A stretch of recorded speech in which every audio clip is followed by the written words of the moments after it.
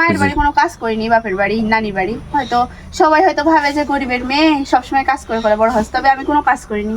কিন্তু তারপরেও টুকিটাকি সবার দেখে দেখে রান্না শিখা, লেপা শিখা। কিরে মিতালি, তুমি যে সেই লেপতে পারো চুলা পাড়? না রে, আমি অত ভালো লিখতে পারি না, এমনি ওই ছোটবেলায় একটু একটু শিখেছি। আসসালামু আলাইকুম সবাইকে, সবাই কেমন আছেন? আশা করি সবাই অনেক ভালো আছেন। আলহামদুলিল্লাহ আমরা অনেক ভালো আছি। তো আপনাদের ভাইয়া কি বলতে শুনলেন, আমি বলে চুলা পাড় লিখতে পারি সুন্দর।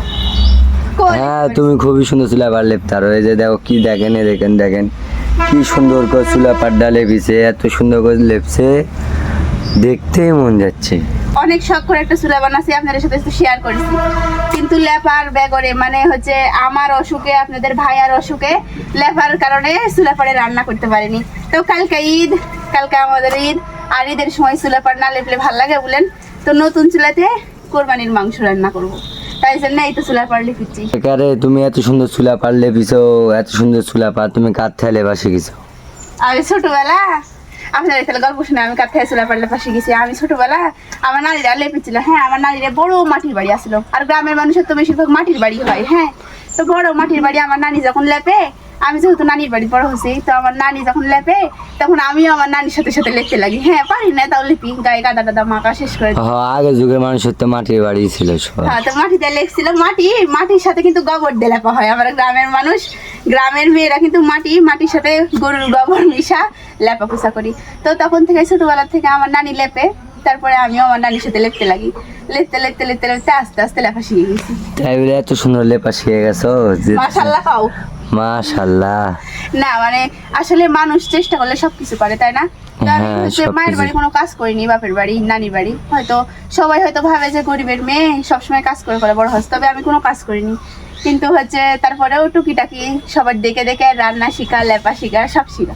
সবকিছুই তো পারো তুমি। হ্যাঁ, তো ঈদের আগের দিন কার কার কিভাবে কাটিচ্ছে অবশ্যই কমেন্ট করে জানাবেন।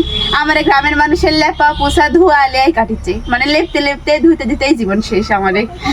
তো আমার আম্মা সেই সুন্দর করে লিখতে পারে, জানো, আমার মায়ের মতন তো আমি এখনো শিখতেই পারিনি।